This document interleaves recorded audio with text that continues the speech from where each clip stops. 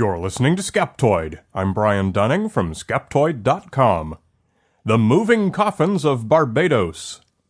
It was 1812 when wealthy landowner Colonel Thomas Chaise died by his own hand on the island of Barbados in the Lesser Antilles.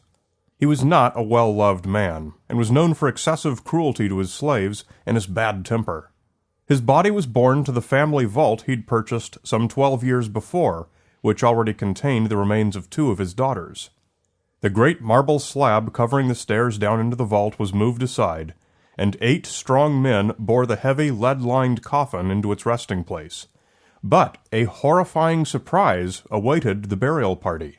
Sometime within the preceding month, the coffins in the vault had all been moved and were found scattered helter-skelter about the small stone-walled crypt. So goes the story of the moving coffins of Barbados. The story goes on to say that on 4 other occasions from 1816 through 1820, the Chaise Vault was opened and again the coffins had all been moved around. Each time they were carefully replaced, the vault was sealed, and not once was any evidence of tampering found. Barbados was a British colony, its economy largely based on tobacco and cotton, and largely at the expense of imported black slaves. The existing church overlooking the Chaise Vault is the 4th built on the current site, and the 5th overall.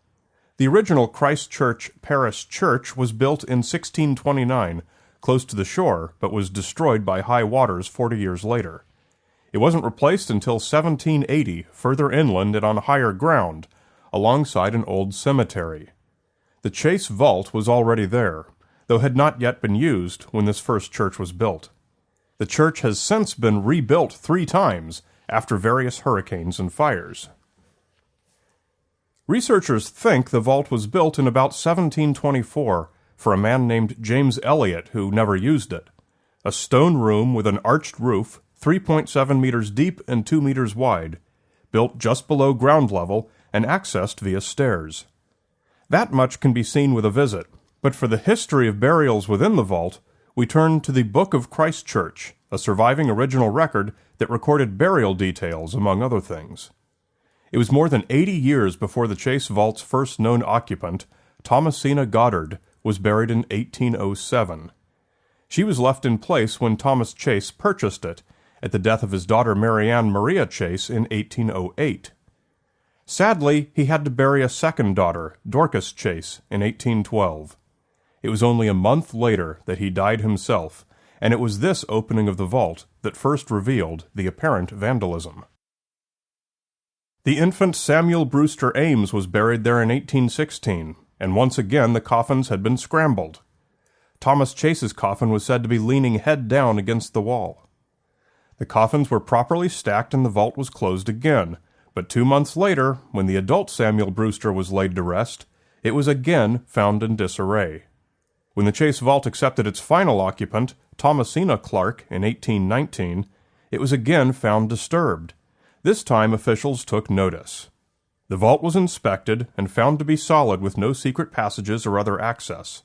A plan was made to later open the vault to check for integrity. Sand was raked smooth on the floor to capture any footprints.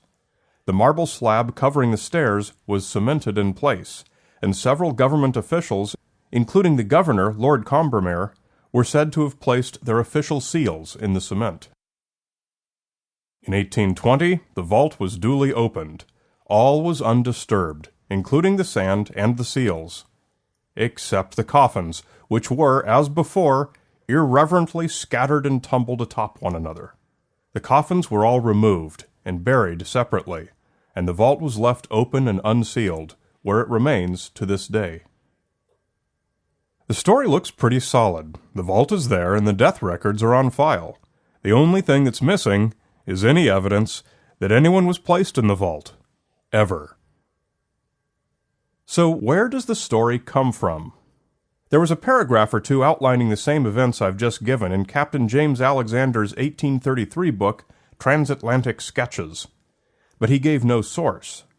It wasn't until 1907 that a very thorough researcher by the name of Andrew Lang gave a talk that was published in Folklore, a quarterly review on myth, tradition, institution, and custom. Lang and his correspondents uncovered not only Alexander's book, but also accounts from the day, such as the burial records in the Book of Christchurch, that confirmed the deaths, but also original accounts of the disrupted coffins, such as that said to have been given by the governor himself in his 1868 Memoirs and Letters of Lord Combermere. Unfortunately, there do not seem to be any surviving copies of this book, and even Lang was unable to find it. Lang also uncovered several second-hand tellings of the tale, all of which traced back to a man identified as the rector of the Christchurch Parish Church, and whose name was variously given as either Thomas Harrison or Thomas Orderson. Sir Robert H. Schomburg's 1848 book, The History of Barbados, gives a slightly different version of the story. He says that Lord Combermere only heard about the disturbed coffins, and that it was the family who decided to scatter the sand on the floor, and that Lord Combermere merely showed up at the church in 1820 and ordered the vault opened to see for himself. He and his party discovered the coffins thrown about, the largest of which was actually blocking the door. Unfortunately, Schomburg did not provide a source. Modern researchers have also had a crack at this tale, most notably the Committee for Skeptical Inquiry's full-time researcher, Joe Nickell. Recall the frequent advice we so often refer to on Skeptoid. Before trying to explain an unusual event, first make sure the unusual event actually happened. Nickell was unconvinced by the documentary evidence.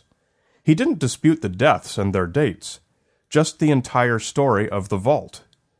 Nickell found a different explanation for the story, from the world of Freemasonry, which he laid out in Fate magazine in 1982. Nickell claimed that the language used in the oldest accounts to describe the strange tale was laden with Masonic symbology. He argued that the entire case was not an account of literal events alleged to have actually taken place, but rather that it was an allegory constructed from Masonic symbols, such as the sound of a hammer used to certify the solidity of the vault's walls, the arched ceiling representing the Royal Arch degree, the whole idea of a secret vault as central to Freemasonry, and of course the men who sealed the door with cement referred to as Masons. Various researchers have also suggested natural explanations, the first being earthquakes. This has been nearly universally rejected, as Barbados is not very seismically active, and no special earthquakes were recorded there during 1812 to 1820. The other natural explanation that has been repeatedly suggested is water. If water got into the vault, it could have floated the coffins into virtually any position. This raises a number of questions. Are the coffins buoyant? Could water have gotten into the vault and drained out unnoticed? Where would the water have come from? We can estimate the buoyancy of the lead-lined coffins. They would have floated only if their weight was less than the equivalent volume of water. We don't have the dimensions on any of the coffins, but we can guess. A coffin is a six-sided affair like the kind Dracula would sit up from, as opposed to a casket, which is a rectangular box. Coffins are more compact, thus with less volume, thus are less likely to float than a casket. I looked up the dimensions of all kinds of coffins. There's clearly no such thing as a standard size, and the volumes I calculated ranged from 400 to 900 liters in volume. That means they'd displace 400 to 900 kilograms of water. Some of today's mortuary guidelines suggest that the average casket weighs about 150 kilograms, about 25 kilograms for each of 6 pallbearers. Thomas's coffin is said to have required 8 men to move, and if we assume that they were straining twice as hard as the average pallbearer, they were lifting only 400 kilograms. So although these numbers are all best guess estimates, Thomas's coffin was at least neutrally buoyant, and more than likely floated like a cork. The Chaise Vault is located at an elevation of about 33 meters, on Pleistocene coral reef limestone, which is highly porous and has a fast percolation rate. This means that if the vault were to become inundated with water somehow, it would easily drain out through the ground. Even Sir Schomburg, a surveyor and geographer by trade, noted this characteristic in his 1848 book. Barbados gets a lot of rain. It rains half the days of the year and averages around 100 millimeters per month. I did not find any studies looking into the question of whether the Chaise Vault happens to collect much rainwater, but in my view, this is very much a possibility. More than enough water is there, more than enough drainage capacity exists in the vault, and more than enough buoyancy was in those coffins. However, it's probably more likely that Nichols' proposal is closer to the mark. Lang's 1907 report was not so much about the Barbados coffins themselves as it was about the fact that another virtually identical story comes from half a world away, on an island off Estonia. The events align nearly perfectly with those from Barbados, except they begin in 1844, not in 1812. The major story elements are all matched. Officials placed their seals on the doors, and wood ash, rather than sand, was scattered on the floor to capture footprints. Even the element of the head of the family being a suicide was duplicated. No mentions of Masonic elements was made in the Estonian account, but the idea of folkloric tales being repeated and adapted across different cultures is not new. So, must we conclude that poltergeists were at work in the Chaise Vault? Unfortunately, no testable evidence exists that there were ever any coffins in the vault at all, or that any were ever found disturbed. No original sources were ever found. Only unevidenced claims that the rector said this or that the governor said that in his memoirs. But even if we were to accept that the story must have happened exactly as reported in the folklore, then Barbados' abundant supply of basement flooding rainwaters offers a perfectly rational explanation. Whenever you hear a story that seems to confound what's possible, you should always be skeptical. Every Skeptoid episode has complete bibliographic references on its transcript page at skeptoid.com, plus further reading suggestions if you want to know more. You're listening to Skeptoid, a listener-supported program. I'm Brian Dunning from skeptoid.com.